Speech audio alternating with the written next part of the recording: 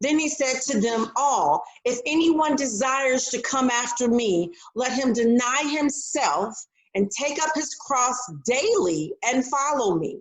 For whoever desires to save his life will lose it, but whoever loses his life for my sake will save it. For what profit is it to a man if he gains the whole world and is himself destroyed or lost? Love that, love that, love that. And to begin with that, what was so, I don't know, kind of profound to me, first, he asked them, what are the people saying? And they gave him all these opinions of what people have told them. And what I got from it too was everyone is going to have their own opinion concerning Jesus. Everyone's going to have their own way of doing things that they think is right. But Jesus is so personal with this. He's interested in what you say, in who you say that he is. Because people can say whatever they want to say, people can tell you whatever they want to believe, but what you believe about what they're saying is what's going to cause the change. See, you can go and you can hear a good word from the man and woman of God. Somebody at work God can really touch them and use you, and that's all fine and good. They can give you the prayer of salvation and tell you what it is, tell you how to be saved. But if you don't act upon it, if you do not believe it, it does not avail to you. It's just like if I told God, or I'll tell you what, if I told Jeff, I said, Jeff, you know what? I need some money. I'm broke. I don't like being broke. We need some money right now. And he says, babe, we got money in the account. I'm like, no, we don't. What are you talking about? No, we don't. I need some money. Did you hear what I said? I need some money. He can keep telling me all day long that we have money in the account. But if I do not believe it and go to the bank to get it, it does not do me any good.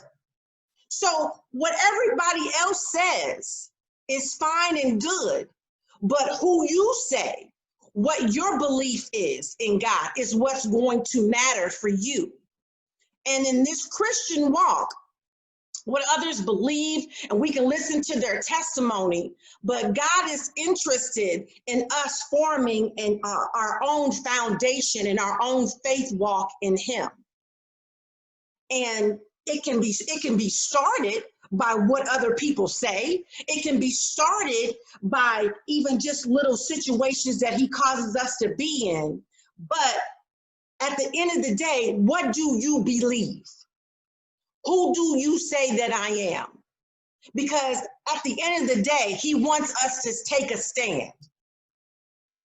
Because our salvation, I'll say me, my salvation is not based on what Jeff does or what Poppy does or even what my parents have done.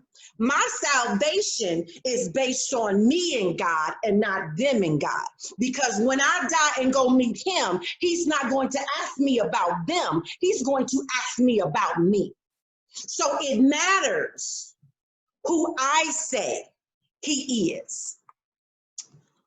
Little note on that too, is that in this present life, if this present life, I should say, is most important to you, you will do anything you can to protect it.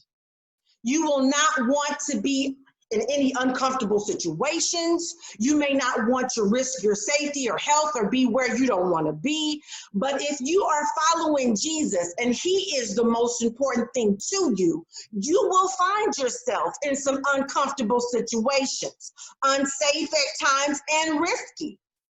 And some situations will even make you question if you heard God or not. But when you're walking with God, we are not to live our lives just to please ourselves, but to please God and serve others. Because every situation is helping us form our view of who do we say he is.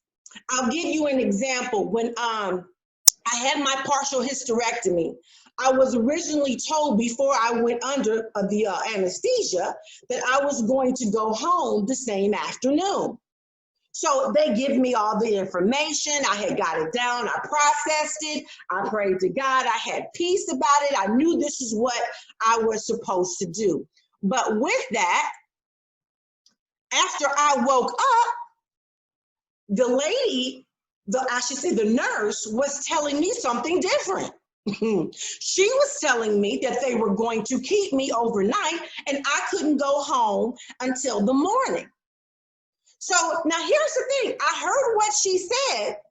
I just looked at her and said, where is my husband? Because to me, I was tired of hearing what she was saying. Because it did not line up with what God had told me.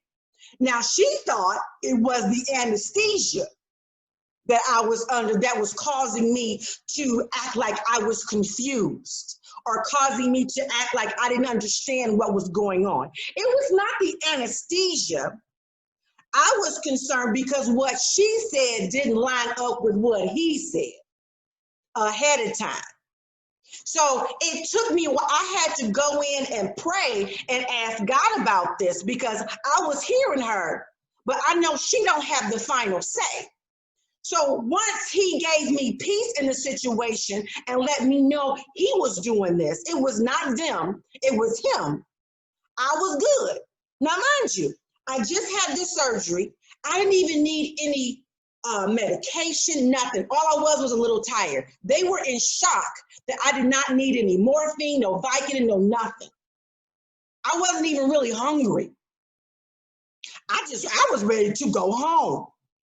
So I said, okay, so Jeff and Daniel stayed with me for a while, and then they end up going home. So I'm laying there, flicking the TV, trying to see, okay, I am bored. I am in the hospital. I'm feeling fine. I don't know why, but I'm going to trust you, Jesus.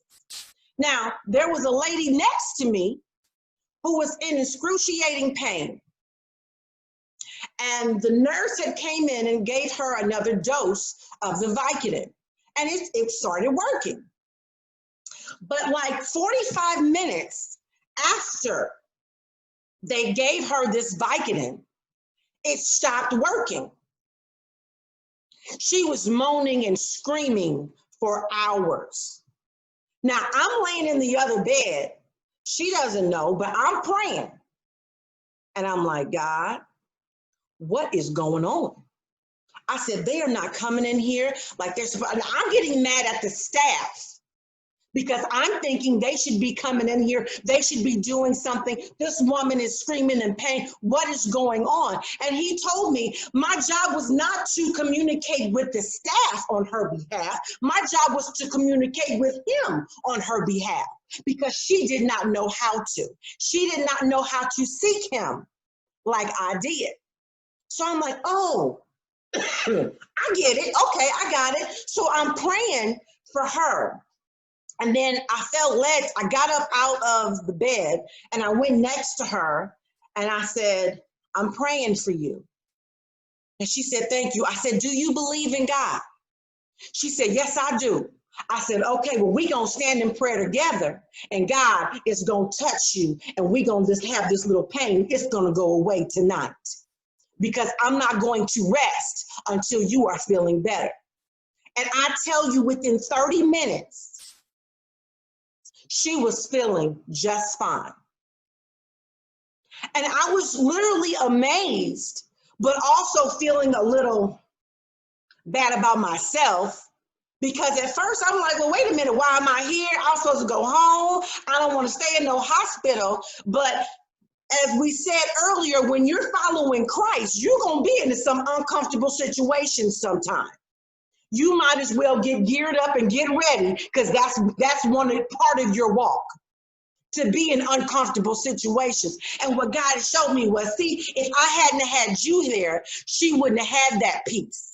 And see, what you prayed on her is going to follow her out of here. Her life will never be the same. She will have no idea what you just did for her. I'm like, oh, so that's how you can use me. I get it, God. Now, I make no mistake in thinking that it was me. it was him. But this is what he wants to do in and through us. So sometimes you will find yourself in uncomfortable situations. Sometimes you will find yourself in risky, unsafe situations. But herein lies your trust in him. So I go back to the point of, who do you say he is? Now, after that night when I left the hospital, I knew him as more than just the Christ, my Savior for heaven. I knew him as my healer. See, sometimes you got to go through some things so you can really see exactly who he is. I knew him on a whole different level after I left the hospital. After I left the hospital, I had a whole new revelation on who Christ was in my life. Now, I'm sure people who've had any kind of surgery can tell you, oh yes, and they know God has healed them. Oh, I know him to be this. I know some people who have been homeless and God has touched them and touched people to give them a home. They know him as their shelter, their provider. I know people who have been hungry and he's fed them. Now they know him as he will heal my hunger. He will give me my food. He's my provider, my healer. He is everything I need. Now they know him that way because they had to go through that uncomfortable situation. Now, here's the thing. Here is why it is so important on tonight. And I'm going to take us back to that point. Who do you say? Who do you say I am? Let's pull that on up again. And what I like about it, it says, but. He heard the, who do the crowd say I am? But who do you say that I am? Now, after you've gone through what you've gone through, now after the pandemic and everything that's going to be changing once we come out of here, now you should have a whole new revelation on who he is. Because you have gone through something and now you know him on a different level. This is how we grow from faith to faith, from glory to glory. We don't do that when everything is a bed of roses. We do that through a pandemic. We do that when we feel like he is far from us because we are going through and we don't know why and we don't understand. This is how we get to know, who do you say I am? Who am I to you? What is my name? Well, Jesus, when I came out of the hospital, your name was healer. Well, Jesus, after our house burned down and you had to provide a way when we had nothing, we had no clothes, we had no home, we had nothing, you became everything that we needed. See, it takes situations like this for you to see him for who he is. Because even though I found out he was a healer, that didn't even reach the surface because he is so many more things. And you know what? I'll be finding out until I hit the grave of who he is. Because you go through to learn more about him. Because if there is no lack in your life at all, you will never know who he truly is in your life. And that's what he is trying to show me, that so many people are taking this pandemic as something that's just totally outrageous, just like God cannot come through in a pandemic. And I'm not taking the pandemic lightly at all. I'm saying God is still on the throne. God can still bring you through. He is still a healer. He is still a deliverer. He is still a way maker, even in a pandemic. The pandemic didn't stop him. Whatever governor says, that don't stop him. No governor, no mayor, no whoever can stop what he has already ordered. So he is still God. He is still the way maker, even in a pandemic. He is still God when you are lacking. Because he is the only one that can bring you through. So again, I ask, who do you say he is? And that's what he's been really putting in my spirit on today, as far as people need to know that if I did this, I can do that. If I brought you through this, I can bring you through that. I'm the God of that, just like I'm the God of this. Nothing has changed. I'm still God. So why would you think I can't provide for you when I provided so many other times? Nothing has changed. You're still my child. But my question to you is, who do you say that I am? Has your view of me changed because of your circumstances? Do you think my arm is now too short because you see lack, but you don't see the whole picture? Are you looking at your circumstances instead of looking at me? That's what he's showing me tonight.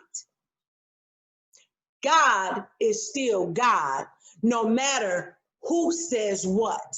No matter if a school district closed, no matter if a county has to be on lockdown, no matter what, God is still God.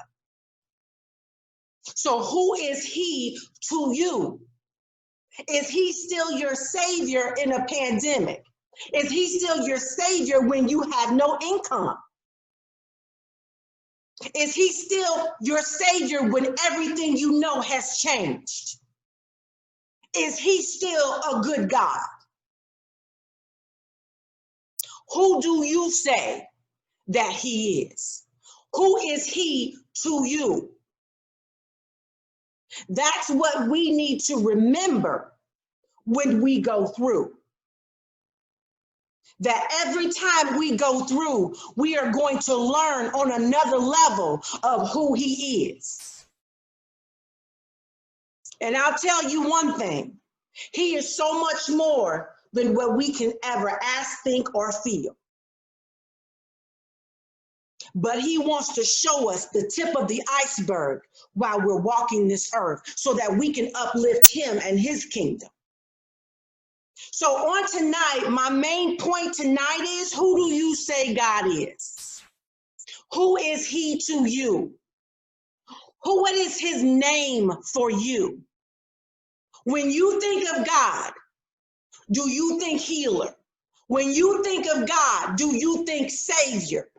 When you think of God, do you think waymaker? All of those are accurate. But he's interested in, who do you say he is? What's your name for him based on your experience with him? Peter gave his recommendation because of his experience. He called him the Christ of God because that was his experience with God. So who do you say he is?